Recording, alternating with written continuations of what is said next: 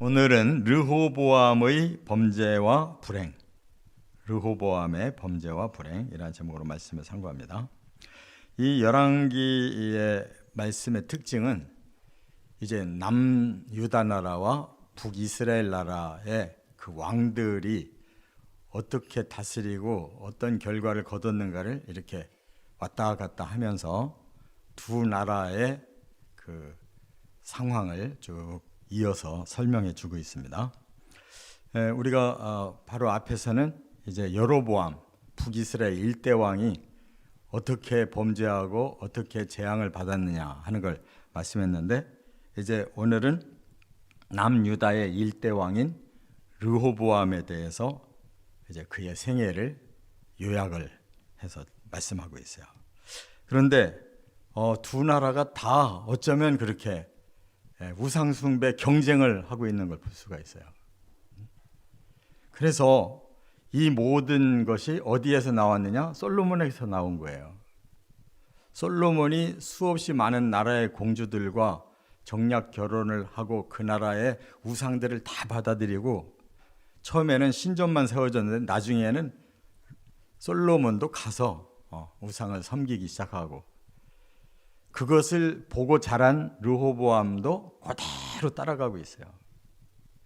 그러니까 이 솔로몬에 대해서 자꾸 평가를 자꾸 하나님께 지혜도 받고 부귀영화도 누린 최고의 왕인 것처럼 자꾸 생각하는 것은, 이건 너무나 큰 오해라는 걸 알아야 돼요. 그 사람 때문에 이스라엘이 멸망한 거예요. 그것이 계속 이어져서 예수님 시대까지 왔기 때문에 거짓 신앙이 예수님을 거부하고 끝내 자기들은 세상에 으뜸되는 나라를 하나님 만들어 주실 거라고 생각하고 로마에 덤볐다가 완전히 멸망한 거예요. 그렇게 되기 시작한 그 근원이 솔로몬에게서부터 시작된다 그거예요. 자, 그렇기 때문에 한마디로 말하면 우상숭배 범죄하다가 불행하게 끝난 사람, 그가 남유다의 일대왕이다 그 말이에요. 첫째, 21절과 31절에 보면 이방인의 피가 흐르고 있다는 거예요. 그러니까 벌써 그의 그 마음 속에, 아버지는 솔로몬 유대인이지만 어머니는 암몬 여자예요. 그런데 이거를 두 번이나 강조하고 있어요. 이 시작하는 21절과 끝나는 31절에 똑같이 그의 어머니가 암몬 여자다.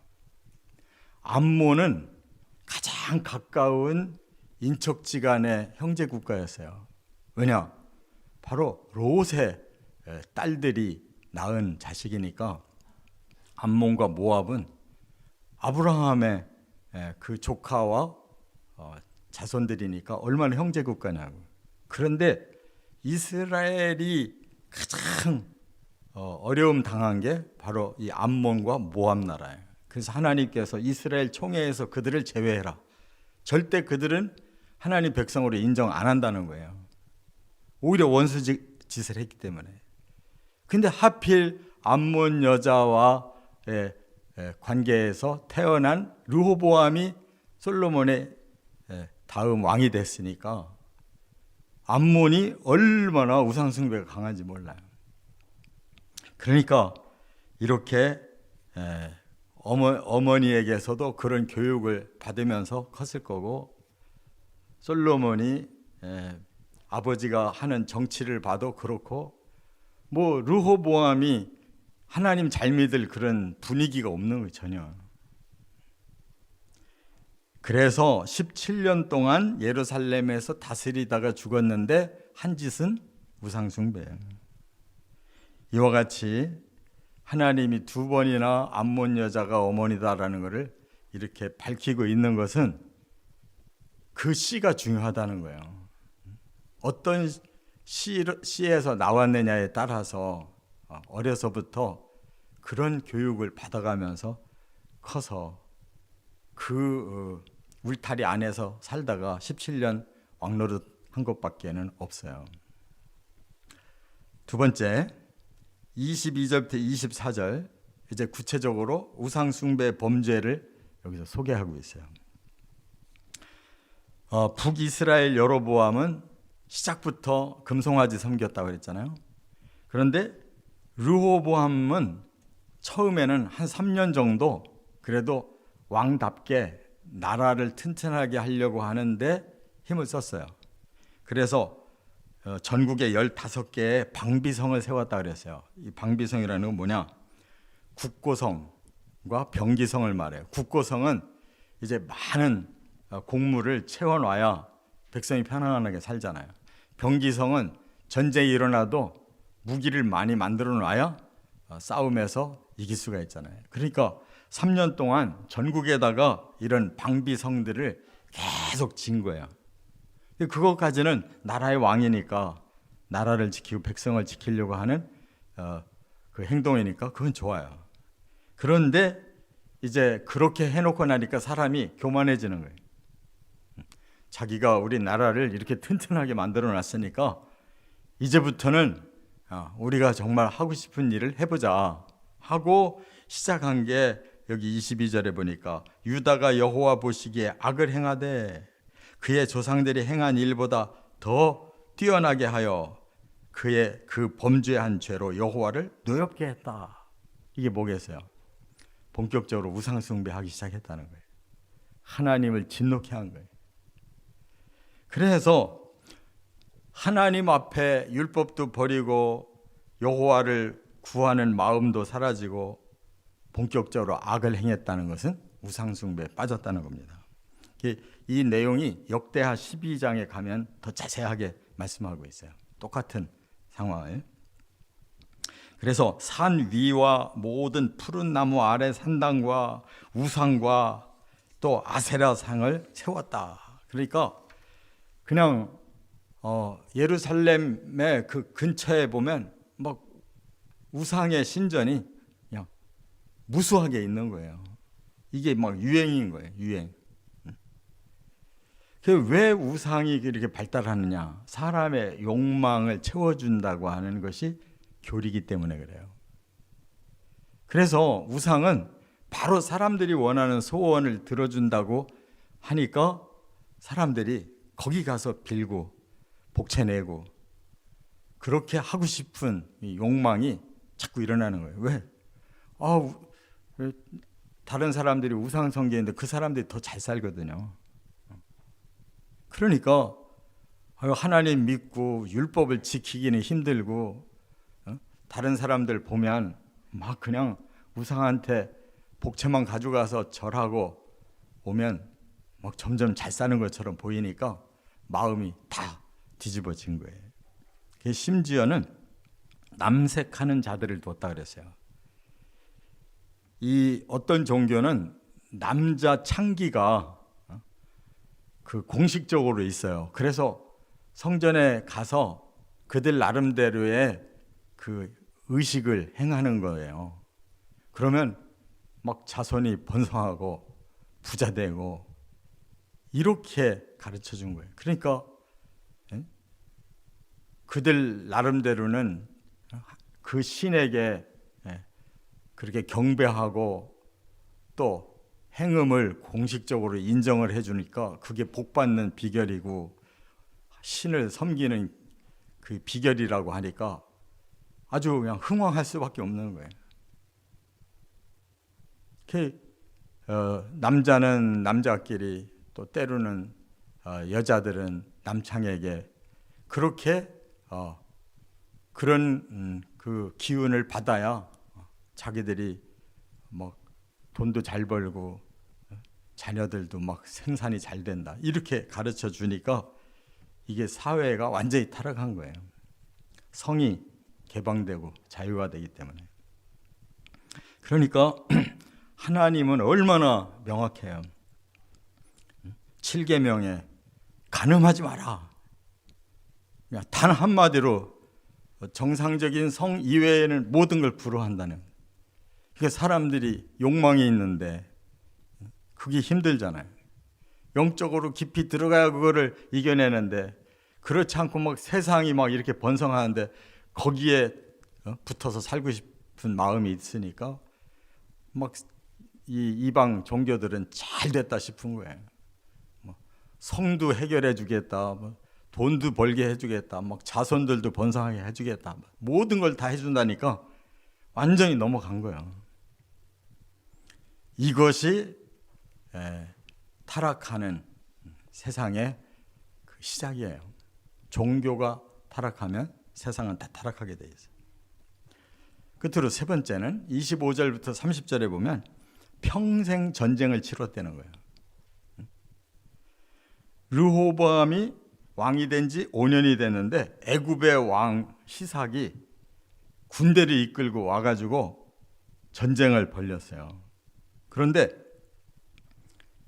유다 나라가 아까 그랬잖아요. 병기성도 짓고 국고성도 짓고 튼튼하게 준비를 해놨다. 그래서 르호보암이 은근히 교만해졌다 그랬잖아요. 그런데 막상 애굽이 쳐들어오니까 예루살렘까지 다 털린 거예요.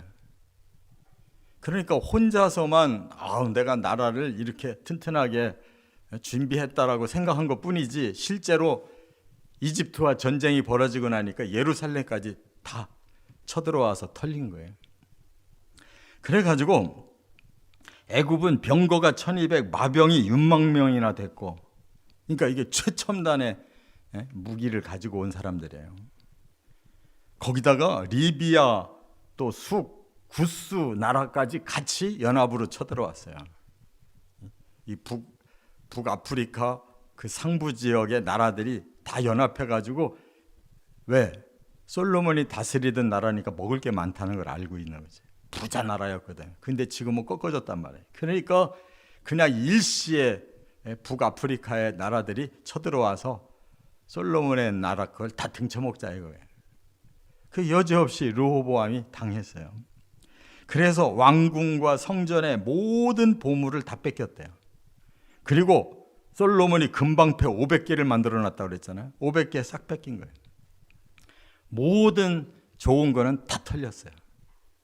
그러고 나니까 그 금방패 대신에 노수로 방패를 만들어서 과거에 그 휘황찬란했던 그 경비병들을 그대로 이렇게 의식을 치르게 하는 거예요. 영국이라는 나라도 그렇고 프랑스라는 나라도 그렇고 과거의 그 성에서는 아주 경비병들이 찬란하게 하고 그런 거 하잖아요. 자기들의 위세를 그런 걸 보여주려고 하는 거거든요. 지금 이 르호보암도 마찬가지로 아버지 시대에 금방패 500개를 만들어서 근위병들이 그렇게 찬란하게 화려하게 퍼레이드를 벌였었는데, 지금 다 뺏기고 나니까 노수로 그걸 만들어서 허접한 거를 그대로 행하고 있는 거예요. 그게 뭐예요? 우리는 과거처럼 여전히 강한 나라고 화려한 나라라는 거지. 그게 뭐냐고. 그랬더니 하나님이 스마야 선지자를 보내서 르호보암을 책망하셨는데 뭐라고 했느냐? 책망을 하시면서도 유다를 아주 멸하지는 않겠다. 왜? 다윗 때문에 이렇게 말씀한 거예요. 그러니까 다윗이 그래도 가장 하나님 앞에 근접하게 살아서 하나님이 기뻐하시는 나라를 만들어 놓은 거예요. 완전히 되질 않아서 그렇지. 그래서 하나님이 솔로몬에게 기대를 하신 건데 솔로몬이 다 타락을 시켜놔가지고 르호보암에 와서 이제 하나님이 징계를 내려야 되겠는데, 하는 집 봐서는 북이스라엘과 똑같이 멸망을 시켜야 되거든요. 북이스라엘에 노골적으로 재앙을 주신다고 했어요. 그런데 지금 르호보암에게는 이 스마야 선지자를 통해서 막 책망을 하시면서, 그러나 다윗을 봐서 멸망을 안 시키겠다 이렇게 말씀한 거예요. 그러니까 애굽이 이제 군신조약을 맺어요, 유다 나라와. 그래서 애굽은 그 군왕이고 유다 나라는 신하의 나라예요. 그렇게 떨어져 버렸어요. 그리고 또 하나의 전쟁이 뭐냐? 남북 전쟁이 끊임없이 계속되는 거예요. 북쪽 이스라엘과 남쪽 유다 나라가 계속 전쟁이 붙어요. 평생. 이 르호보암이 17년 했고 여로보암 20년 했잖아요. 그 기간이 전부 전쟁 기간인 거라고. 서로 뺏어 먹으려고. 그러니까 같은 동족끼리 그렇게 오랫동안 계속 싸우고 나서 결국 르호보암은 17년 왕위에 있다가 죽었단 말이에요. 그러니까 한마디로 말하면 불행한 왕으로 생애를 마감한 거예요. 잘못 아버지한테 배운 거, 어머니 암문 여자에게 배운 거. 그래서 아주 우상 숭배에 그냥 깊이 빠져 있고, 그리고 허세만 있지 실속이 없는 왕. 계속 전쟁에 시달리고 결국은 나라를 점점 쫄딱 망하게 만든 사람. 북이스라엘 여로보암이나 남유다의 르호보암이나 똑같이 하나님을 버린 사람들. 이것이 지금 이 세상의 모습과 똑같습니다. 여기도 완전히 물질 만능주의였어요. 그리고 자기들의 권력만 그냥 위에서 살려고 하지 진정으로 하나님의 백성을 생각하지 않는 거예요. 이게 타락이라는 거예요. 저와 여러분이 바로 르호보암에서 여로보암에서 보는 이것을 하나님이 이렇게 주신 말씀 속에서 그러면 망한다. 그러면 하나님 용서하지 않는다는 교훈을 배우시기를 주의 이름으로 축원합니다.